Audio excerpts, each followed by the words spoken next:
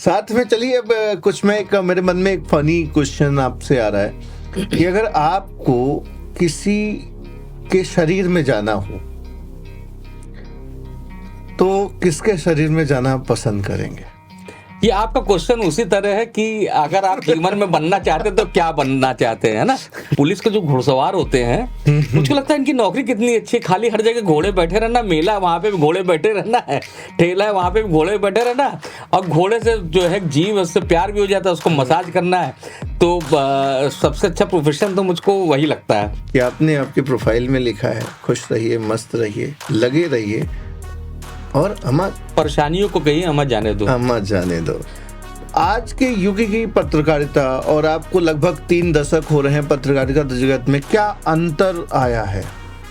देखिए, पत्रकारिता समय समय पे बदलती रही, आज से नहीं, हमेशा से। अब ज़्यादा पीछे नहीं जाऊंगा मैं, वहाँ से शुरू करता हूँ कि जो आज़ादी के लिए अखबार निकलने शुरू हुए थे, उनका उद्देश्य था कि देश को आज़ाद कराना, मिशन था, है ना। तो उस मिशन की पत्रकारिता शुरू हुई थी जब जिस दौर में अकबर इलाहाबादी ने कहा था कि न तीर निकालो न तलवार निकालो, जब तोप मुकाबिल हो तो अखबार निकालो। कि पहले अखबार छपता था फिर बिकता था, अब अखबार बिकता है फिर छपता है। हाँ, ये सटायर कहा जाता है, और सच्चाई ये भी है कि एक रेवेन्यू का बड़ा दबाव रहता है, लेकिन एटलीस्ट आज भी हमारे पास जब सब रास्ते बंद हो जाते हैं तो वो अखबार के पास पहुंचता है। तो कई बार पेपर में और सोशल मीडिया में कि ट्रैफिक पुलिस वाले ने रोका हॉर्न बजाने पे या हूटर लगाए होने पे या ओवर स्पीड होने पे, तो उसने निकल के पुलिस वाले को रसीद आपने दिया। क्यों रोका? आपके किसी को ना रोकिए। आपने अगर कैमरे से चलान शुरू कर दिया, है ना, तो क्या बड़ा क्या छोटा सबका चालान होगा ना। ये तो सिस्टम खुद पुलिस का बनाया हुआ है। मेरा मानना है कि नेताओं को खुदा नहीं बनाना चाहिए।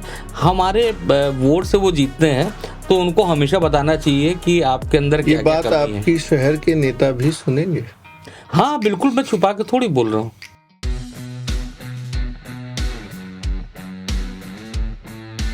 नमस्कार, मैं पुष्कर मिश्रा आप सभी का पुष्कर मिश्रा टॉक शो में हार्दिक स्वागत करता हूं। तो मैं ज़्यादा वक्त ना लेते हुए आप सभी को परिचय कराना चाहूँगा नवल कांत सिन्हा सर से, जो कि बहुत ही सीनियर पत्रकार हैं लखनऊ शहर में, और पूरे देश में इनका नाम पहचान का मोहताज नहीं रखता। I am really thankful to you. आज के युग की पत्रकारिता और आपको लगभग 3 दशक हो रहे हैं पत्रकारिता जगत में, क्या अंतर आया है? देखिए, पत्रकारिता समय समय पे बदलती रही, आज से नहीं, हमेशा से। अब ज़्यादा पीछे नहीं जाऊंगा मैं, वहाँ से शुरू करता हूँ कि जो आज़ादी के लिए अखबार निकलने शुरू हुए थे, उनका उद्देश्य था कि देश को आज़ाद कराना, मिशन था, है ना। तो उस मिशन की पत्रकारिता शुरू हुई थी जब जिस दौर में अकबर इलाहाबादी ने कहा था कि न तीर निकालो न तलवार निकालो, जब तोप मुकाबिल हो तो अखबार निकालो। तो ये जो लड़ाई होती है वो तोप से भी ज़्यादा ताकत अखबार की या लेखन की कहिए होती है। आज की डेट में भी आप देख रहे होंगे, अभी पाकिस्तान से भारत की जो संघर्ष हुआ, तो उसमें भी सबसे बड़ी ताकत क्या थी कि जो प्रोपोगंडा होता था उसको ख़त्म करना और अपनी चीज़ों को इस्टेब्लिश करना। तो पत्रकारिता एक बड़ी ताकत होती है, लेकिन पहले मिशन से शुरू हुई। आपको ऐसा नहीं लगता कि आज की जो पत्रकारिता है वो कॉरपोरेट घरानों की पत्रकारिता हो गई, या कहें कि राजनेताओं को और सत्ता पक्ष की तरफ झुकाव हो गया? देखिए, पत्रकारिता में हमेशा से ऐसे तत्व रहे हैं, जैसे देश की आज़ादी के लिए अखबार निकल रहा था तो वो बैलेंस थोड़ी थे। वो तो खबर कर रहे थे जो देश कैसे आज़ाद हो, या अंग्रेज़ों के खिलाफ कैसे असंतोष बढ़े, या अंग्रेज जो गड़बड़ कर रहे थे। और जो अंग्रेज़ी के बहुत सारे अखबार थे, हिंदी के भी अखबार निकला करते थे उस ज़माने में, वो अंग्रेज़ों को इस्टेब्लिश करते थे। तो ये देखिए, एक अनवरत लड़ाई आज की डेट में सोशल मीडिया से हमको ज़्यादा दिखने लगी है। लेकिन मुझे ऐसा लगता है पत्रकारिता जगत में या न्यूज़पेपर में, आजकल मैं पहले भी अपने पॉडकास्ट में बोल चुका हूँ कि पहले अखबार छपता था फिर बिकता था, अब अखबार बिकता है फिर छपता है। हाँ, ये सटायर कहा जाता है, और सच्चाई ये भी है कि एक रेवेन्यू का बड़ा दबाव रहता है, लेकिन ऐसा भी दबाव नहीं रहता है कि आप पत्रकारिता को ख़त्म कर दें। और एटलीस्ट आज भी हमारे पास जब सब रास्ते बंद हो जाते हैं, मान लीजिए कि किसी का बच्चे को ज़बरदस्ती पुलिस वाले ने बंद कर दिया है, तो वो नेता इधर उधर, पुलिस, लेन देन, जितनी चीज़ें, सब जगह से हार जाता है। तो वो अखबार के पास पहुंचता है। तो मुझको लगता है कि पत्रकार बायस हो गए हैं या पत्रकार बिगड़ गए हैं, लेकिन पत्रकारिता आज भी जिंदा है और खबर देखिए कोई छुपती नहीं है। सोशल मीडिया का ज़माना है, खबर निकल के आती है और वो चढ़ के बोलती है। तो ऐसा नहीं है कि ख़त्म हो चीज़ें हो जाती, जैसे कोई आज के समय में हर एक इंसान पत्रकार है अपनी जगह ये पे। भी बड़ा संकट हो गया है कि इस पे भी रोक लगनी चाहिए कि कोई भी कुछ लिख देता है। हाँ। तो एक अब डिफ्रेंशिएट, ये वो वक्त आ गया है कि डिफ्रेंशिएट हो कि कौन यूट्यूबर है, कौन जर्नलिस्ट है, हैं कौन ट्विटर पे खाली लिखता है, कौन कौन जर्नलिस्ट करता सर्टिफाइड है। है, मेरे कौन मेरे अनसर्टिफाइड है। मेरे लिखने की एक लिमिट है ना। मैं कोई भी चीज़ लिखूंगा तो उसको तथ्यों के आधार पे तथ्यों के लिखेंगे। परख के लिखूंगा, क्योंकि मेरी एक समाज में इमेज बनी और मुझसे समाज उम्मीद करता है कि हमको सही खबर देंगे या सही ढंग से प्रस्तुत करेंगे। उनके पास पूरी आज़ादी है, उनको अपने व्यूवर चाहिए, उनको अपने मसाला हिट्स चाहिए, और उनको पैसा कमाना है उससे। तो उसमें क्या होता है कि वो एक दूसरे रूप में खबर आने लगती है। तो ये एक अनवरत होने वाला संघर्ष है। पत्रकारिता में मैं एक चीज़ देख पा रहा हूँ, जैसे सपोज मैं अगर अपना एक रिव्यू करूँ तो पिछले 6 महीने में दैनिक जागरण आता मेरे घर में, और तो मैं कभी भी ट्रैफिक एक लखनऊ की सबसे बड़ी समस्या है। आज के समय में देखा जाए, आप भी शहर में चल रहे हैं, अगर आपके पास वीआईपी प्रोटोकॉल नहीं है तो लखनऊ के अंदर आपको हर चौराहे पे जाम मिलने वाला है। तो पत्रकारिता जो उसको चौथा स्तंभ कहा जाता है, तो वो चौथा स्तंभ जैसे मुद्दे हैं, ट्रैफिक एक बहुत बड़ा मुद्दा है, पर्यावरण एक बहुत बड़ा मुद्दा है, स्वास्थ्य सेवाएं बहुत बड़ा मुद्दा है, रोड सेफ्टी बहुत बड़ा मुद्दा है। तो ये मुद्दों को आज के समय में सिर्फ वही खबर छपती है कि इस रोड पे एक्सीडेंट हुआ। देखिए लेकिन मैं एक्सीडेंट क्यों हुआ, इसके कारण के ऊपर मीडिया या पत्रकार क्यों नहीं जाते? नहीं, देखिए मैं सब अखबार अच्छा कर रहे हैं और अच्छी खबरों को हाँ, लेके मतलब आते हैं। मैं एक अखबार, किसी भी अखबार में और ऐसा नहीं आता। लेकिन मैं जहाँ इस समय काम कर रहा हूँ अमर हाँ, उजाला में, जी जी। वहाँ पे एक जो कोर इशू होते हैं कि इसकी खबर जानी जानी है। तो हमारे जितने भी एडिशन है उसका कोर इशू जितने मैं जितने भी लखनऊ बने शहर हैं में सर देखता उसमें हूँ। परिवहन भी है कि अगर ज़्यादा भीड़ हो रही है या बसें कम हो गई हैं, उन सबको भी बताते हैं। तो लेकिन आप सोचिए ना कि एक अखबार निकलता है, उसकी मर्यादा है कि एक लिमिट में ही छापना है नहीं सर, उसको। मुझे मैं लिमिट में छापना, लेकिन आज के समय में अगर आपके पास वीआईपी प्रोटोकॉल नहीं है तो आप एक एक चौराहे पे आप ट्रैफिक जाम में फंसे हुए हैं। ट्रैफिक को लेकर शहर में कोई भी अवेयरनेस कार्यक्रम या किसी भी तरह के कोई लगाम नहीं, नहीं ये है। इसमें मैं आपसे सहमत नहीं हूँ कि जितने भी अखबार हैं लखनऊ से निकलने वाले 4-5 बड़े अखबार सब अवेयरनेस के प्रोग्राम चलाते हैं, इवन देन इवेंट करते हैं। लेकिन अब ये काम असल में होता है कि हम लोग जो सब चीज़ उम्मीद करने लगे जैसे आज पत्रकारों के से। समय में मैं आपको बताऊं, बहुत सारे लोगों के साथ जब डिस्कशन होता है, आप भी देश विदेश लोगों के साथ डिस्कस करते होंगे, तो जैसे अभी एक सज्जन आए थे दुबई से, इसी कुर्सी पे बैठे थे, हम लोग ऐसे ही चर्चा कर रहे थे, बोले यहाँ वहाँ पे दुबई में हॉर्न बजाना मतलब गाली देने की हाँ, जैसा नहीं है। वहाँ तो और यहाँ पे जितने एक, भी अच्छे देश हैं वहाँ पे हाँ, ये स्थिति है। तो यहाँ पे हमारे देश में ऐसी कोई व्यवस्था नहीं। तो हमने यही कहा, तो मैं कहना चाह रहा था कि हम जैसे आपने इतनी सारी बात कर ली ट्रैफिक की समस्या, तो उसमें 70% तो हम आप जिम्मेदार है ना, इसमें गवर्नमेंट भी नहीं जिम्मेदार है। तो हमको हर जगह निकालना है, हर जगह शॉर्टकट ढूंढना है, हर अगर उल्टा रास्ता भी दो कदम आगे बढ़ के है तो उल्टे चले सर, जाना है। मैं इस बात से आपकी सहमति नहीं रखता कि गवर्नमेंट जिम्मेदार या प्रशासन जिम्मेदार नहीं है। नहीं, मैंने नहीं कहा, मैंने कहा कि पब्लिक भी पब्लिक जिम्मेदार है। जिम्मेदार बिल्कुल नहीं है। मैं आपको बताऊं, अगर कोई राजा है और राजा का कोई प्यून है या दरबान है या कोई उसका पीए है, राजा को वो बेईमानी करते देखता है तो उस दरबान की हिम्मत बेईमानी करने की बढ़ जाती है।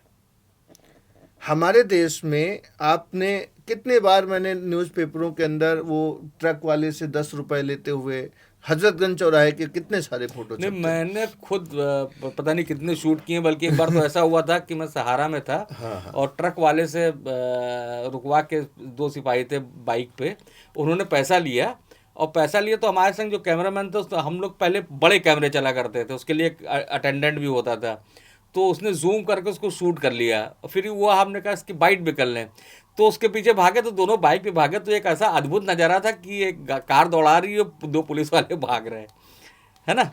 तो तो कब ऐसा नहीं है कि इसमें सर, कवरेज नहीं होती, लेकिन इसमें मैं ये कह रहा था कि तो जो एक संविधान ने हमको अधिकार दिए जिन हैं, तो दो हमारे पुलिस कर्तव्य भी हैं, वो कर्तव्यों का पालन भी सर, नहीं करते हैं जो हम। दो पुलिस वालों के पीछे आप भागे थे, ऐसे बहुत सारे पुलिस वालों से मैं परिचित हुआ। मेरे 25 साल से मैं भी मार्केटिंग में हूँ।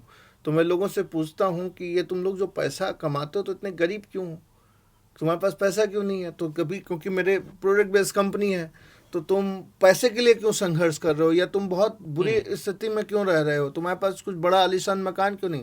बोले पैसा ऊपर तक जाता है। तो वो देखिए, कहाँ तक ऊपर ये तक विषय जाता ऐसा है? लंबा है कि उसमें आपसे मैं 2-4 घंटे जिरह कर सकता हूँ, लेकिन हाँ, पुलिस की आपने बात मैं बताई है, तो तो पुलिस की एक केवल बात बताई, तो पुलिस मैं को आपको हम बुरा नहीं मैं कह पुलिस पे सकते। ही बताना चाह रहा था कि देखिए, पुलिस का सिस्टम बदलना बहुत ज़रूरी है, उसकी वजह बता रहा हूँ आपको। ये पुलिस जो है, जो सिस्टम है, वो अंग्रेज़ों का दिया हुआ है, और वही सिस्टम आज तक काम कर रहा है, भले ही कानून बदलने की बात हो रही है, लेकिन जो सिस्टम है वही काम कर रहा है। और अंग्रेज़ कभी नहीं चाहते थे कि पब्लिक और पुलिस एक हो, तो उन्होंने सिपाहियों की तनख्वाह बहुत कम रखी थी कि वो जनता से वसूलें, है ना, और वो वसूलते थे तो उनको छूट भी थी कि उनको टोका नहीं जाता था सर, कि ये इस तरह करते ही आप रहें। सर बात को सही कह रहे हैं, जो भी कह रहे हैं, मैं आपकी बात को नहीं काटता। लेकिन मैं आपसे ये कहना चाहूँगा कि आपकी कलम में ताकत है, और आज के समय में सोशल मीडिया का युग है। आप लखनऊ की विरासत और संस्कृति को बचाने के लिए और उसको स्थापित रखने के लिए कार्य कर रहे हैं। इसलिए मैं आपसे एक अपील छोटी सी कर रहा हूँ कि लखनऊ में अगर ट्रैफिक नहीं, कोई भी व्यक्ति लखनऊ में आता है, वो एयरपोर्ट से निकलने के बाद परेशान होता है।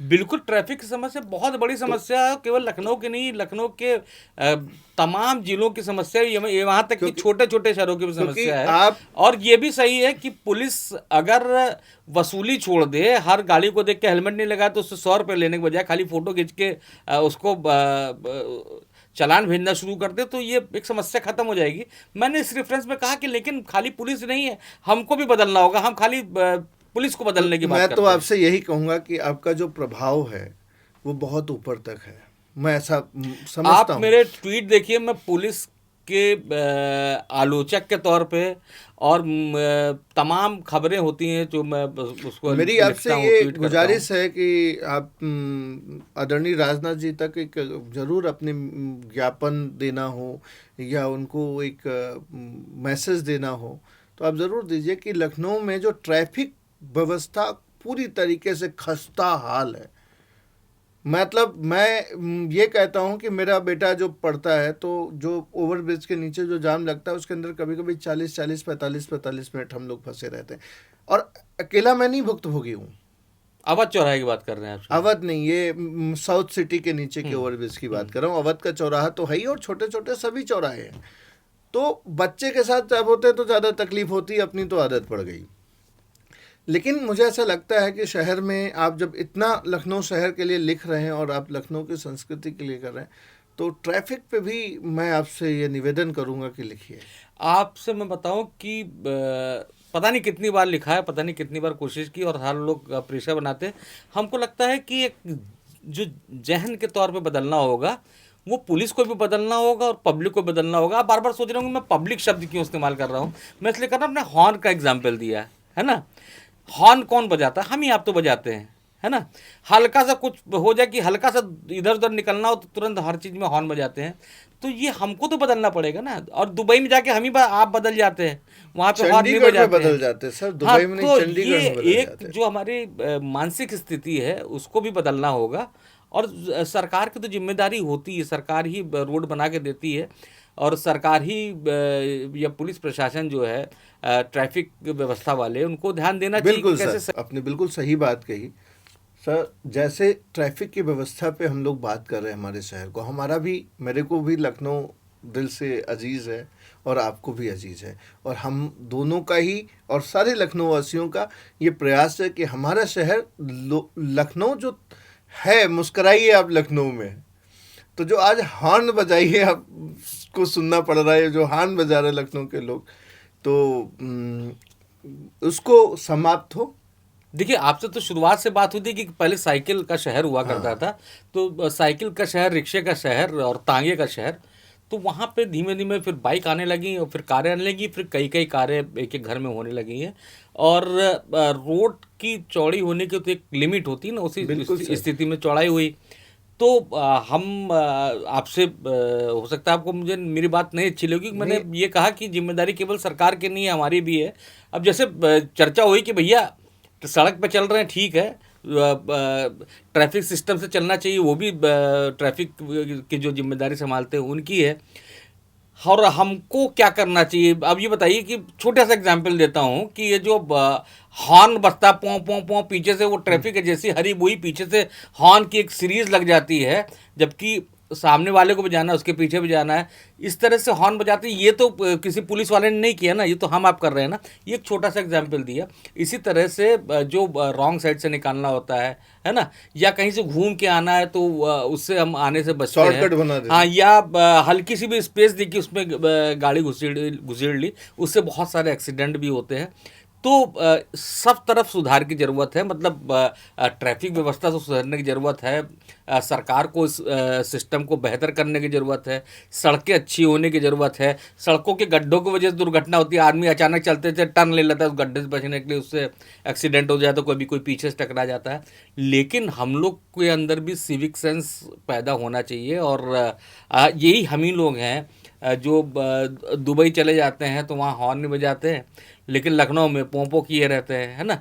दिल्ली में जाते हैं तो ट्रैफिक नहीं तोड़ते, नोएडा घुसते ही सीट बेल्ट वेल्ट तक उतार देते हैं। तो ये एक जिम्मेदारी सरकार की भी है कि जितने कैमरे लगे हैं वो प्रॉपर काम करने लगे। जो पुलिस चेक करती है गाड़ियाँ, वो पूरी तरह से बंद कर दिया जाए, वो केवल कैमरा बेस्ड हो जाए।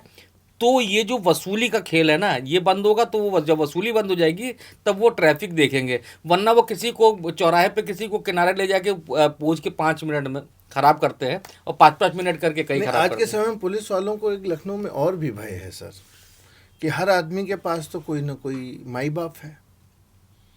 तो कई बार पेपर में और सोशल मीडिया में कि ट्रैफिक पुलिस वाले ने रोका हॉर्न बजाने पे या हूटर लगाए होने पे या ओवर स्पीड होने पे, तो उसने निकल के पुलिस वाले को रसीद आपने दिया। क्यों रोका? आपके किसी को ना रोकिए।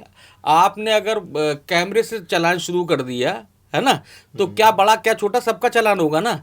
ये तो सिस्टम खुद पुलिस का बनाया हुआ है बिल्कुल। कि जब वो चौराहे पे रोक रोक के, चूंकि वो वसूली तो वहीं से हो सकती है, ये सिस्टम ही बंद होना चाहिए। ये पूरा सिस्टम कोई बड़ा आदमी आके कैसे कर लेगा अगर आपने कैमरे से चालान किया है? हाँ, है ना। कुछ तो नहीं कर ये सकता। तो सिस्टम बोले पुलिस किसी से का कुछ बनाया मत कहो, हुआ है। किसी से कहने की जरूरत नहीं। ऑटोमेटिक आज टेक्नोलॉजी का दौर है, इस टेक्नोलॉजी के दौर में अब तो यहाँ पे भी जो कैमरे लगे हाईटेक कैमरे हैं, अगर उनको कंप्यूटर से जोड़ के किसी प्रोग्राम में जोड़ दिया जाए तो वो ऑटोमेटिक चालान करने की क्षमता में है। लेकिन वो नहीं हो रहा, क्योंकि कुछ वहां पे जगहों पे फायदा है नुकसान है। तो ठीक है, आप 4 से पैसा वसूलते हो, 2 से गाली खा लेते हो, तो ये तो उनका खुद का और एक पब्लिक चॉइस किया हुआ चीज है। पब्लिक का भी तो है ना, कि हमने रूल तोड़ा तो होशियारी, और सामने वाले ने किया तो गलत बात। हाँ, ये तो हमको भी लगता है कभी कभी, जैसे किसी से आगे निकलना हो तो हम घुसेड़ लें, कोई दूसरा घुसेड़ देगा तो हमको बुरा लग जाएगा। तो मेन चीज़ है कि अपने अंदर हम एक सिविक सेंस पैदा करें। और ठीक है, सरकार की जिम्मेदारी, पब्लिक लेकिन को सरकार भी तो हमारे अवेयर बस में, होने की सरकार बहुत तो जरूरत आपके हमारे बस में नहीं है। हमारे बस में तो हम आप अपने को सिस्टमेटिक कैसे कर सकते हैं, ये तो मेरे बस में है ना। तो हम पहले अपनी तो शुरुआत करें। सर, जापान एक ऐसा कंट्री है जहाँ पे पुलिस खाली बैठी है, वहाँ की जेलें खाली हैं, कि कोई रूल ही नहीं तोड़ता, कोई जेब्रा क्रॉसिंग को के पार गाड़ी नहीं लगाता, कोई ट्रैफिक सिग्नल ही नहीं तोड़ता। तो ये तो वहाँ की जनता की ही अवेयरनेस है, और ये अवेयरनेस जब हमारे देश में भी आएगी। आप तो यहाँ जापान की बात क्यों कर रहे हैं? आप नागालैंड और मणिपुर का देख लीजिए, मिजोरम का देख लीजिए। वहां पे पतली पतली सड़कें, लेकिन वो कोई इधर कोई से नहीं कट के तोड़ता, नहीं मैंने निकालता है ना। आंखों तो से मैंने देखा है हाँ, वो। तो मैंने ये जो सिस्टम है, ये तो हमारे यहाँ भी है। मेन चीज है कि वही एक मनः स्थिति की बात होती है कि हम बाहर जाते हैं तो उन्हीं कानूनों का पालन करने लगते थे। ये भी बात है True. कि वहाँ पे कानून पालन करने का माहौल वहाँ की सरकारों ने, वहाँ के सिस्टम ने बनाया है। तो वो माहौल यहाँ पे भी बनना चाहिए जो आप जिसकी डिमांड कर रहे थे। जी सर। और मुझे उम्मीद है कि आज आप की बात को सुन के निश्चित तौर पे हमारे जो देश में लोग हैं वो इस बात को ज़रूर समझेंगे, और लखनऊ के लोग तो आपसे बड़ा प्यार करते हैं, वो तो ज़रूर समझेंगे। साथ में चलिए अब कुछ मैं एक मेरे मन में एक फ़नी क्वेश्चन आपसे आ रहा है कि अगर आपको किसी के शरीर में जाना हो तो किसके शरीर में जाना आप पसंद करेंगे? ये आपका क्वेश्चन उसी तरह है कि अगर आप जीवन में बनना चाहते तो क्या बनना चाहते हैं ना। उसका मैं आपको बड़ा बेहतरीन एग्जाम्पल देता हूँ कि अगर आप क्या बनना चाहते थे, तो मैंने कहा उस समय तो मैं पत्रकारी बनना चाहता था। आज मुझे कई प्रोफेशन समझ में आ रहे कि मुझे होना चाहिए था। एक तो सबसे बड़ा प्रोफेशन जो मुझे सबसे अच्छा लगता है कि मैं यार ये बन जाता, सबसे अच्छा जीवन रहता।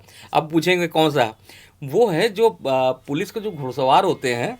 मुझको लगता है इनकी नौकरी कितनी अच्छी है, खाली हर जगह घोड़े बैठे रहना, मेला वहाँ पे भी घोड़े बैठे रहना है, ठेला है वहाँ पे भी घोड़े बैठे रहना, और घोड़े से जो है जीव उससे प्यार भी हो जाता है, उसको मसाज करना है। तो सबसे अच्छा प्रोफेशन तो मुझको वही लगता है कि ऐसा जीवन होता तो बड़ा अच्छा जीवन होता है। तो आप मतलब और घुड़सवार अगर आपने बनना ये चाहते पूछा है कि किसकी आत्मा में प्रवेश कर किसके जाते हैं, शरीर में प्रवेश कर किसके शरीर में, तो मैं शरीर में ना अमिताभ बच्चन के प्रवेश करता है ना, और ना धीरू भाई अंबानी के। मुझको तो लगता है कि मैं अभिषेक बच्चन के शरीर में प्रवेश कर जाता है। अब पूछिए क्यों। हाँ। अभिषेक बच्चन, मुझे ये कैरेक्टर बहुत अच्छा लगता है। इसलिए अच्छा लगता है कि जिस दिन से पैदा हुआ उसके बाप सुपरस्टार थे, माँ एक बड़ी स्टार थी, है ना। तो जीवन उसका अच्छे खासे ढंग से चलता गया, पल पोस के बड़ा हो गया। और फिर उसने कहा हम भी हीरो बनेंगे, तो पापा ने कहा कि भाई फिल्में, दो चार दोस्तों से कहा तो उसको फिल्में मिल गई।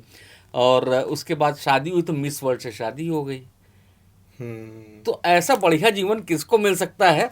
तो आप ये सोच रहे होंगे कि इतने बड़े बड़े आर्टिस्ट हैं, अमिताभ बच्चन क्यों नहीं बनना चाहते थे।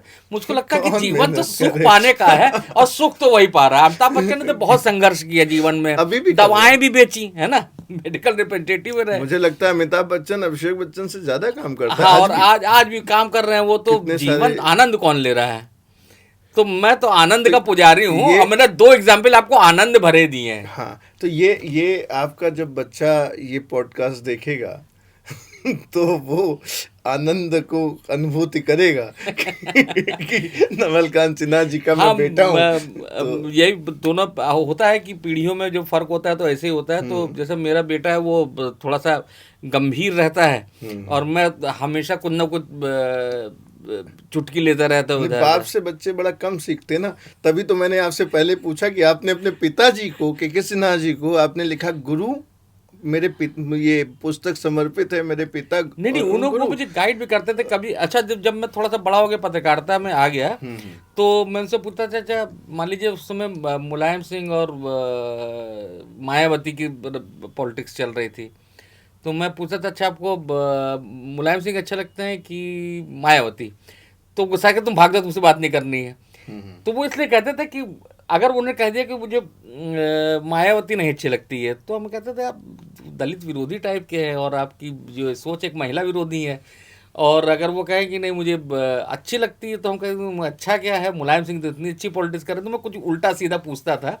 जैसा कि आप जानते हैं कि पिता पुत्र में कुछ डिफ्रेंशिएशन होता है, लेकिन मैं ये मजाकिया तौर पर पूछता था, लेकिन उनको परेशान करता था।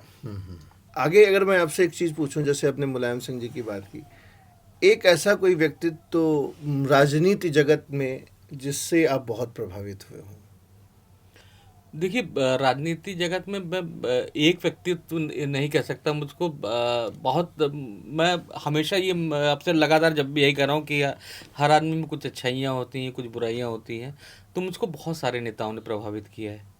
उसमें नरेंद्र मोदी जी भी हैं, उसमें मुलायम सिंह यादव भी हैं, उसमें इंदिरा गांधी भी हैं, तो उसमें अटल जी भी हैं, है ना।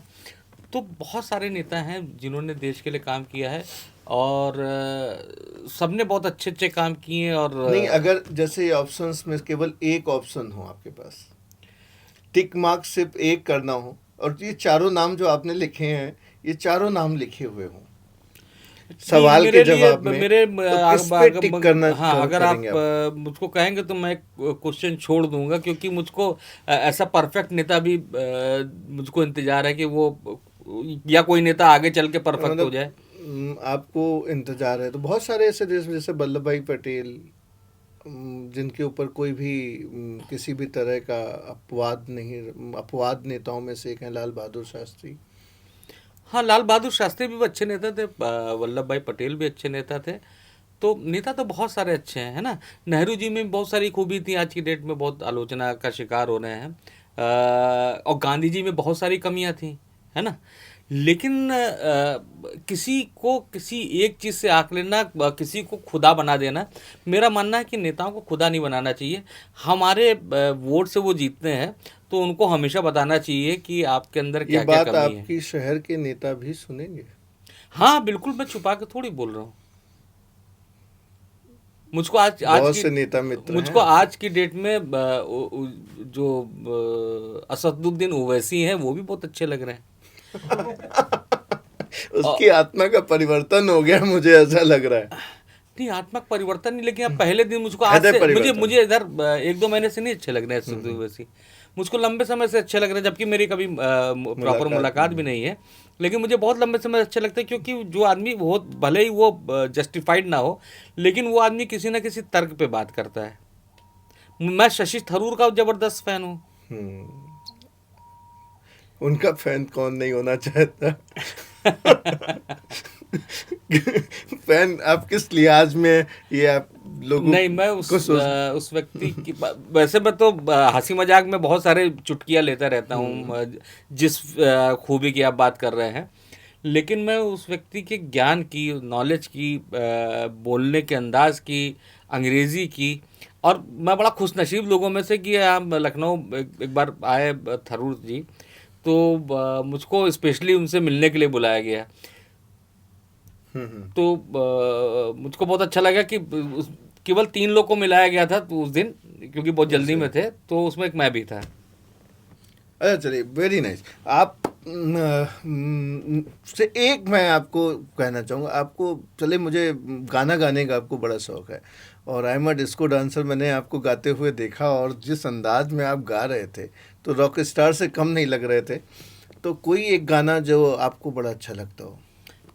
गाना तो ये तो बड़ा अपने नहीं, बहुत सारे अच्छे लगते। अब कोई एक गाना तो अभी इधर कंट्रोवर्सी नहीं होगी, कोई किसी का फेवर, या क्योंकि आपको हाँ, तो लेकिन सबको मेरे से साथ में मैं लेके चलना है। कोई गाने में गहन कोई मोहम्मद रफी नहीं आके आपसे कुछ कहेंगे। इस मेरे हाँ चलिए एक लाइन सुना देता हाँ हूँ। हाँ, वो सुनाइए सुनाइए। गाने की वजह से ज़्यादा नहीं, उसमें जो शेर है उसकी वजह से, और जो मेरी सोच है उससे मिलता जुलता है। आप उस गाने के बोल को सुनिएगा, मैं गाना नहीं गाता, बिल्कुल। मतलब आपको ऐसे ही बोल देता हूँ कि चलो एक बार फिर से। अब ये सिचुएशन समझिए पहले, कि एक लड़का लड़की हैं, वो अलग हो रहे हैं, वो शादी की बात नहीं बन पा रही, उनको अलग होना पड़ेगा, है ना। तो इस पे वो गाना गा रहा है, चलो एक बार फिर से अजनबी बन जाए हम दोनों। अब ये उसके आगे एक लाइन है, ना मैं तुमसे कोई उम्मीद रखूं दिल नवाजी की, मतलब मैं तुमसे उम्मीद नहीं, मुझे दिल खुश करने वाली बात करो। ना मैं तुमसे कोई उम्मीद रखूं दिल नवाजी की, न तुम मेरी तरफ देखो गलत अंदाज नजर। गलत अंदाज मतलब कि एक लड़की किसी को, मतलब इश्क की निगाह को अच्छी निगाह नहीं माना जाता, तो गलत अंदाज नजरों से। न मेरे दिल की धड़कन लड़खड़ाए तेरी बातों से, न जाहिर हो तुम्हारी कश्मकश का राज नजरों से। मतलब दूर हो गए तो कश्मकश नहीं रहेगी, बात करे कि ना करे, क्या बात है चलो एक सर, बार फिर से अजनबी अद्भुत बन सर। जाए हम। मेरा ये कहना है कि हमेशा किसी से संबंध खराब होते हैं, तो चलो एक बार फिर से अजनबी बन जाए हम लोग। उसके लिए लड़ाई झगड़ा करके, बुरी स्थिति अम्मा करके जाने और दो। बुरे शब्दों को लेके क्यों अलग हुआ जाए। निश्चित तौर पे वो बिल्कुल सही बात। चलिए, एक आपसे अंतिम प्रश्न है आज के इस पॉडकास्ट का, और आगे आपसे मैं निश्चित तौर पे बहुत सारी चर्चाएं जारी रखूंगा। एटलीस्ट महीने में एक बार आपका कीमती समय हम लोग चाहेंगे कि आपके साथ बैठ के कुछ गपशप करें, कुछ लखनऊ की बातें करें, एक चाय साथ में पिएं। तो आपको अगर कोई एक बदलाव लाने के लिए कहा जाए अपने भारतवर्ष में इतने अनुभव के बाद, तो वो कौन सा बदलाव लेकर आना चाहेंगे? मेरे अंदर केवल एक ही भावना जगेगी कि आपके अंदर राष्ट्र प्रेम पैदा हो जाए। और जिस दिन देश में राष्ट्र प्रेम पैदा हो गया, ये देश बहुत आगे निकल जाएगा। जापान में हिरोशिमा नागासाकी में जब एटम बम गिरे थे, उसके बावजूद जापान फिर से खड़ा हो गया, केवल इस वजह से क्योंकि उनके अंदर राष्ट्रभक्ति थी।